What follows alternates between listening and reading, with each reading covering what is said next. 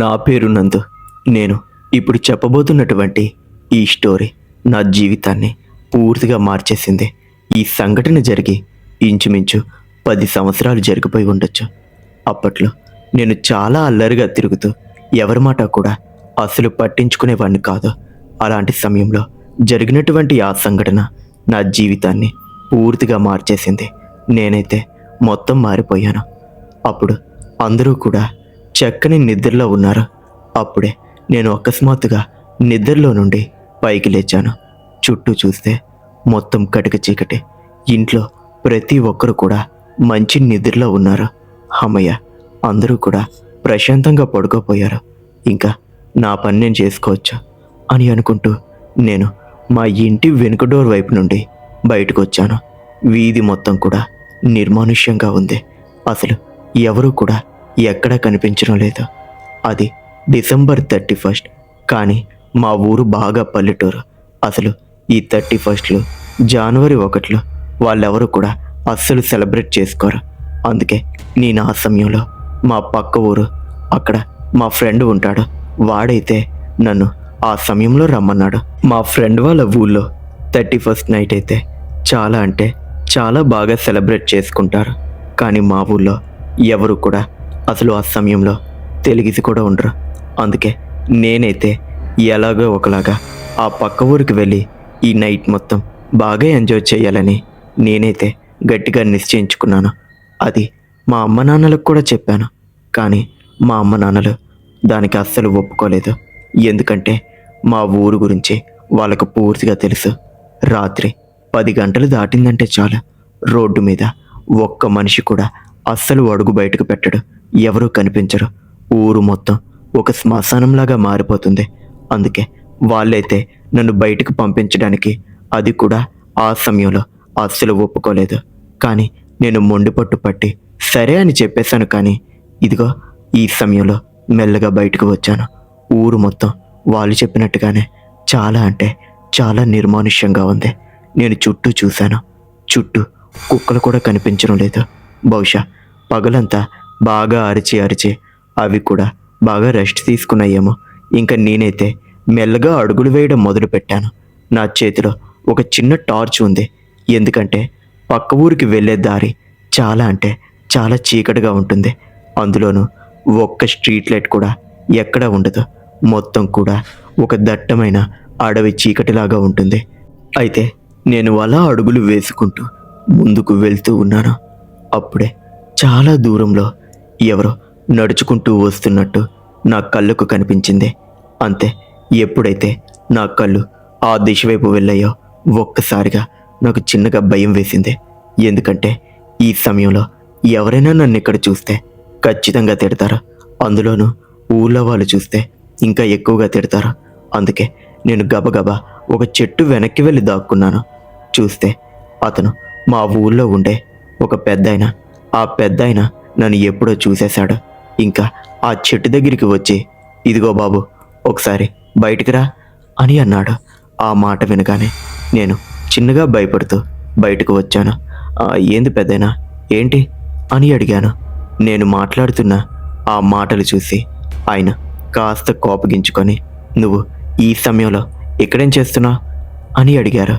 లేదు పెద్దయినా, పక్కూర్లో మా ఫ్రెండ్ రమ్మన్నాడు, అందుకే వెళ్తున్నాను అని నేను అన్నాను.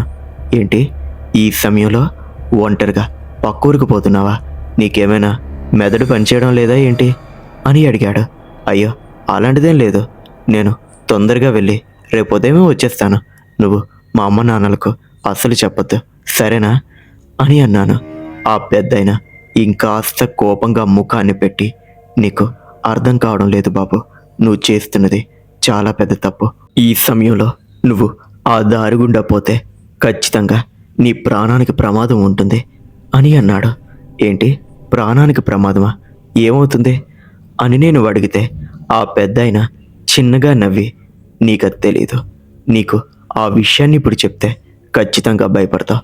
అందుకే చెప్తున్నాను, నువ్వు తిరిగి మీ ఇంటికి వెళ్ళిపో అని అన్నాడు. కానీ నేను మాత్రం లేదు, నేను ఈ సమయంలో తొందరగా అక్కడికి వెళ్ళాలి. ఇప్పటికే చాలా సమయం అయిపోయింది, అడ్డు తప్పుకో అని అన్నాను. కానీ ఆ పెద్దాయన మాత్రం నా మాట అస్సలు వినిపించుకోవడం లేదు. లేదు బాబు, నువ్వు ఈ సమయంలో అటుపక్క వెళ్ళడం చాలా ప్రమాదకరం.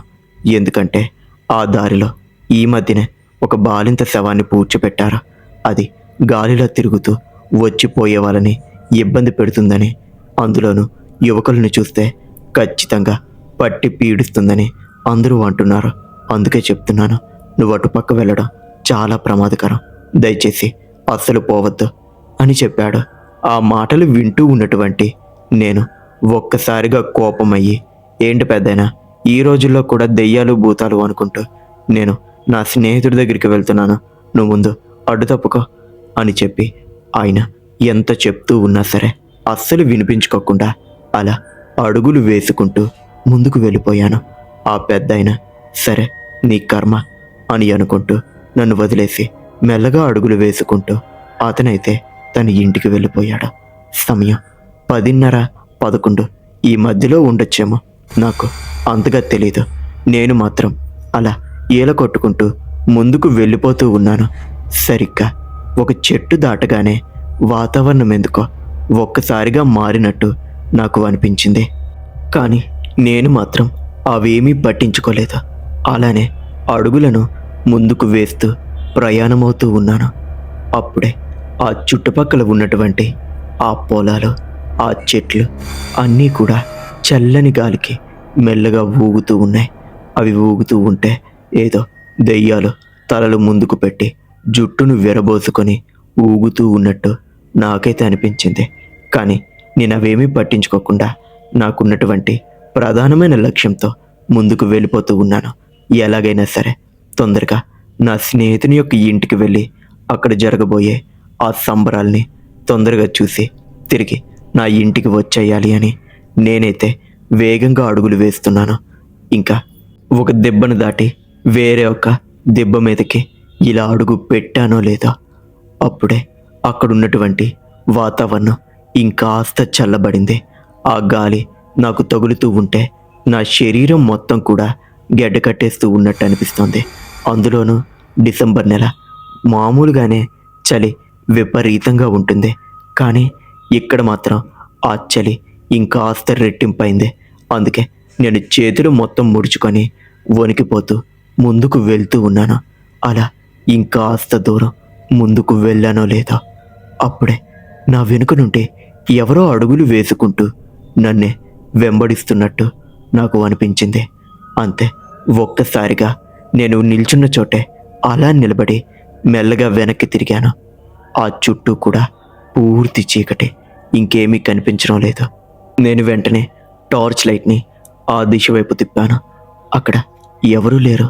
కేవలం మామూలు చెట్లు, పొదలు ఇవి మాత్రమే ఉన్నాయి. భగవంతుడా, ఇదేంటి, ఎవరో అడుగులు వేసుకుంటూ నా వెనకాలే వస్తున్నట్టు నాకు అనిపించింది. బహుశా ఈ చలిలో నా చెవులు బాగా పనిచేయట్లేదేమో అని అనుకుంటూ అలానే మళ్ళీ ముందుకు వెళ్ళిపోయాను. అలా ఇంకాస్త దూరం ముందుకు వెళ్ళానో లేదో మళ్ళీ అదే అడుగులు చప్పుడు. ఈసారి ఎందుకో తెలీదు, అవి ఇంకాస్త దగ్గరగా గట్టిగా వినపడుతున్నట్టు నా మనసు చెప్తోంది. అంతే, నేను ఒక్కసారిగా నిలబడిపోయాను. వెనుక వస్తున్నటువంటి ఆ అడుగుల చప్పుడు కూడా ఆగిపోయింది. నేను నడుస్తుంటే ఆ చప్పుడు వినపడుతోంది. నేను ఆగిపోతే వెనుక నుండి వస్తున్న ఆ చప్పుడు కూడా నాతో పాటే మెల్లగా ఆగిపోతుంది. ఇంకా అంతే, నాకు అనిపించింది ఎవరో నన్ను వెంబడిస్తున్నారని. ఒక్కసారిగా వెనక్కి తిరిగి ఎవరిదే, ఎవరు అని గట్టిగా అన్నాను. కానీ అటువైపు నుండి ఎటువంటి సమాధానము లేదు. ఇంకా నేనైతే కాస్త భయపడుతూ ఇంకాస్త అడుగులు వేగం పెంచడం మొదలుపెట్టాను. అప్పుడే నా వెనుక నుండి వస్తున్న ఆ అడుగుల చప్పుడు ఇంకాస్త ఎక్కువై ఆ అడుగులతో పాటు ఎవరో సన్నగా మూలుగుతున్నట్టు ఒక రకమైన మూలుగుడు వినిపించింది. ఇంకా అంతే, ఎప్పుడైతే నేను ఆ మూలుగుడు విన్నానో నా నరాలు మొత్తం జివ్వుమని లాగాయి.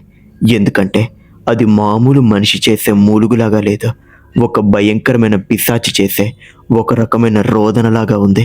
ఇంకా నేనైతే వేగంగా పరిగెత్తడం మొదలు పెట్టాను. ఎప్పుడైతే పరిగెత్తడం మొదలు పెట్టానో వెనుక నుండి వస్తున్న ఆ అడుగుల చప్పుడు కూడా పరిగెత్తడం మొదలుపెట్టింది. నా ప్రాణం వణికిపోతూ ఉంది. వెనక్కి తిరిగి చూశాను. వెనుక ఒక రకమైన చీకటి కనిపించింది. ఆ చీకటిలో ఇంకో రకమైన ఆకారం నా కళ్ళకు కనిపించింది. అంతే, ఎప్పుడైతే ఆ చీకటిలో ఆ ఆకారాన్ని చూశానో నా వెన్ను మొత్తం వణికిపోయింది. గట్టిగా అరుచుకుంటూ అక్కడి నుండి వేగంగా పరిగెత్తడం మొదలుపెట్టాను. ఎందుకంటే ఆ ఆకారం చూడ్డానికి మామూలు మనిషిలాగా లేదు, ఒక భయంకరమైన పిశాచిలాగా ఉంది. దాన్ని చూస్తుంటేనే నా కళ్ళు, నా ముక్కు, నా నోరు అన్నీ కూడా పనిచేయడం మానేసినట్టు నాకు అనిపించింది. ఎందుకంటే అది ఎంత భయంకరంగా ఉంది. కడుపు మొత్తం కూడా కుళ్ళిపోయినట్టు ఒక రకంగా కనిపించింది. అది నేను మాటల్లో అయితే అస్సలు వివరించలేను. ఇంకా నేను మాత్రం అస్సలు పరుగాపకుండా అలానే పరిగెడుతూ ఉన్నాను. అలా పరిగెడుతూ ఒక్కసారిగా కాళ్ళకేదో తగిలి కింద పడిపోయాను. చూస్తే నా కాళ్ళకు తగిలింది ఒక మనిషి చెయ్య.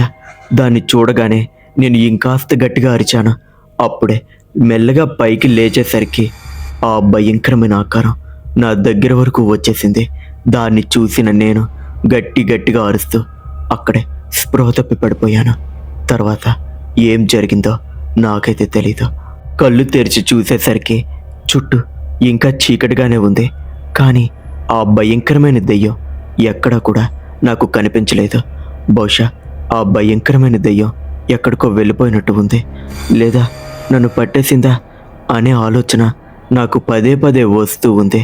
కానీ మెల్లగా అడుగులు వేసుకుంటూ ఇంటికి వెళ్ళిపోవాలా, లేదా సగం దూరం వచ్చేసాను కాబట్టి నా స్నేహితుని ఇంటికి వెళ్ళాలా అనేది నాకైతే అర్థం కావడం లేదు.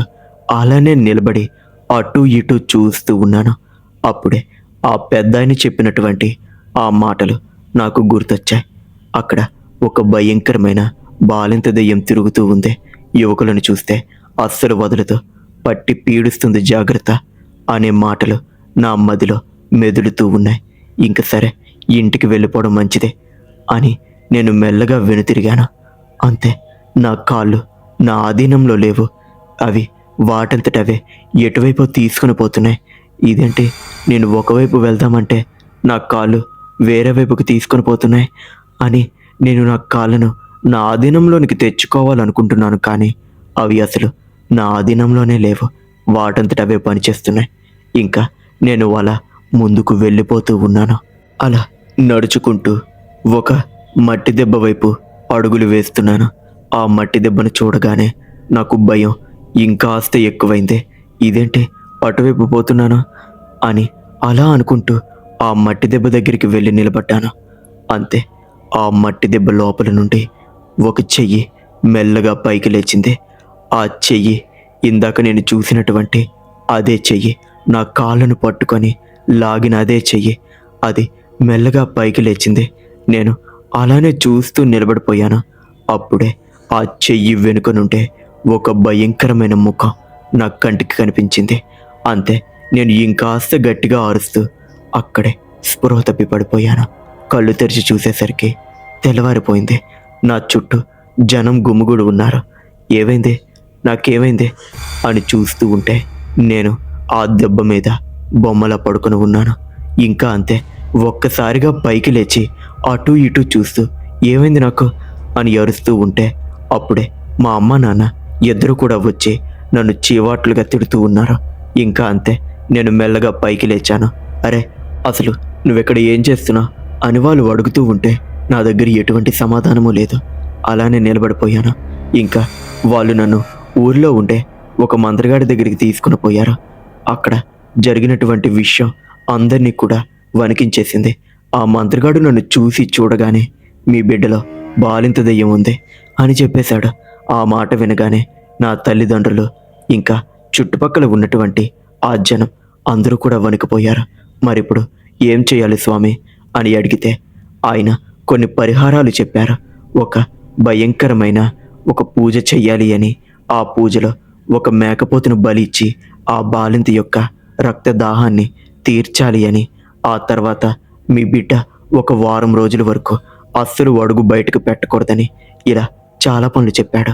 అవన్నీ కూడా మేము చేశాం. ఆ తర్వాత నేనైతే మళ్ళీ మామూలు మనిషి అయ్యాను. ఆ వారం రోజులు కూడా మా ఇంటి బయట నుండి ఎవరు నన్ను పిలుస్తున్నట్టు, నన్ను బయటికి రా రా అని లాగుతున్నట్టు నాకైతే అనిపించేది. కానీ నేను మాత్రం అసలు అడుగు తీసి అడుగు కూడా బయటకు పెట్టలేదు. అలా అప్పటి నుండి నేను ఇంకెప్పుడు కూడా ఆ బాలింత సమాధి ఉన్నవైపు అస్సలు చూడలేదు. కనీసం అటువైపు కూడా వెళ్ళలేదు. వేరే దారి గుండా పక్క ఊరికైతే వెళ్ళేవాడిని. ఆ తర్వాత నా స్నేహితుడికి జరిగిన విషయాన్ని మొత్తం చెప్పాను. అయ్యో, ఎంత పెద్ద విషయం జరిగిందే అని వాడు కూడా చాలా కంగారు పడ్డాడు. అలా నా జీవితంలో జరిగిన ఆ భయంకరమైన సంఘటన తర్వాత నేను పూర్తిగా మారిపోయాను. అల్లరిగా ఉండడం మానేసి బాధ్యతగా నడుచుకోవడం, ఇంకా పెద్దలు చెప్పే మాటలు వినడం బాగా నేర్చుకున్నాను. ఇలా నా జీవితంలో అయితే ఒక భయంకరమైన సంఘటన జరిగింది. చూశారు కదా, ఇది ఇవాల్టి స్టోరీ. ఇలాంటి మరిన్ని స్టోరీస్ కోసం ఇప్పుడే మన వైవి దెయ్యాలదారి ఛానల్ని సబ్స్క్రైబ్ చేసుకొని బెల్ని ఆల్లో పెట్టుకోండి. మరొక స్టోరీతో మళ్ళీ కలుద్దాం. అంతవరకు సెలవు. ఉంటాను.